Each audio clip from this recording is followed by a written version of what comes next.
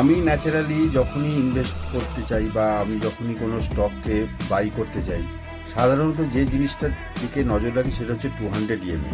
এখানে দেখতে পাচ্ছ ইনফিবিম খুব ভালো একটা স্টক এবং খুব অ্যাট্রাকটিভ প্রাইসের মধ্যে রয়েছে। ইনফিবিমের মধ্যে এই যে 200 EMA এর মুভমেন্ট কিন্তু ওপর দিকে রয়েছে এবং সেটা রিট্রেস হতে হতে 200 EMA এর নিচেও চলে গেছিলো।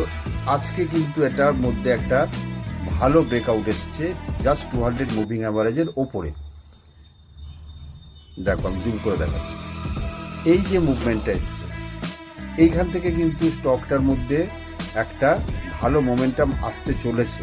তার ট্রেন্ড লাইন ছিল সেটা কিন্তু ব্রেকআউট হয়েছে এবং সেটা হয়েছে জাস্ট 200 এর ওপরে।